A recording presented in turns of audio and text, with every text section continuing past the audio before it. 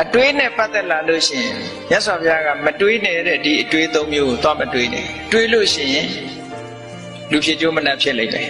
တုံ့ပြန်လာလိမ့်မယ်ကိုယ်စီမကောင်းတဲ့အတွေးပါတော့ဆိုရင်သူများပစ္စည်းကိုကိုယ်ပစ္စည်းဖြစ်ခြင်းနဲ့အတွေးစာပေလို့ပြောရင်အဘိဓါလို့ခေါ်တယ်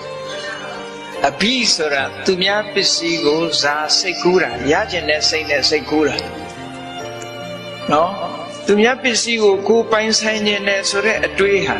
ဘာဖြစ်စေတတ်တဲ့အတွေးတော့ခုခေတ်လို့ပြောမှဆိုရင်တခိုးဓမြဖြစ်စေတတ်တဲ့အတွေးမဖြစ်ပေဘူးလားဖြစ်ပါတယ်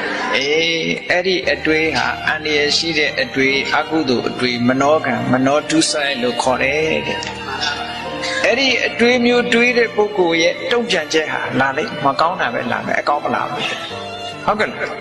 ဒါအတွေးနဲ့ပတ်သက်လာလို့ရှင်သူများပစ္စည်းကိုကိုယ်ပစ္စည်းဖြစ်လို့မှုဆိုတဲ့အတွေးတွေးမိလို့ရှိရင်ဟာဒီအတွေးကမှားနေတယ်ဒီအတွေးမျိုးငါမတွေးသင့်ဘူးဒီအတွေးကိုရှောင်ရမယ်နောက်တစ်ခုအတွေးတစ်ခုကဗျာပါဒဘာလို့ဆိုရင်ကိုယ်နဲ့မတည့်တဲ့လူတယောက်ကိုစိတ်ထဲကပေါ်လာတယ်ဟာဒီကောင်သေသွားရင်ကောင်းမှာပဲဒီကောင်စီးပွားတွေပြတ်သွားရင်ကောင်းမှာပဲဒီကောင်ဒုက္ခရောက်ထောင်ကျသွားကောင်းမှာပဲဟာဒီကောင်ဒုက္ခအကြီးကျယ်ရောက်သွားရင်ကောင်းမှာပဲဆိုတဲ့အတွေးမျိုးတွေမတွေးကြဘူးလားတချို့လူတွေတွေးတယ်အဲ့ဒီအတွေးကဗျာပါဒအတွေးလို့ခေါ်တယ်အဲ့ဒီအတွေးမျိုးတွေးတဲ့ပုဂ္ဂိုလ်တဏ္ဍာမှာဘယ်တော့မှအကောင်းမလာဘူးတဲ့မကောင်းတဲ့အတွေးအဲ့ဒါလေအဲ့ဒီအတွေးကိုလည်းရှောင်ရှားဖို့လိုတယ်မတွေးမိစေနဲ့လူဖြစ်ကျိုးနှပ်ဖို့ရအတွက်အဲ့ဒီအတွေးမျိုးမတွေးမိစေနဲ့တဲ့နောက်တစ်ခုကမိစ္ဆာဒိဋ္ဌိ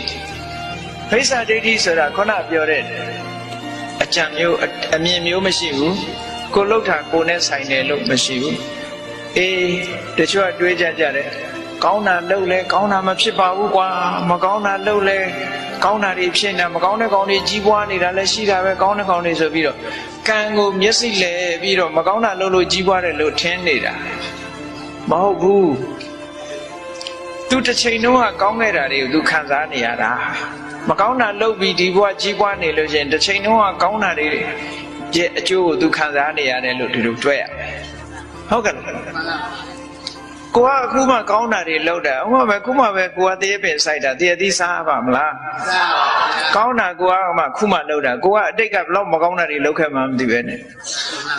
ဆရာတော်ကြီးတို့ကပြောတယ်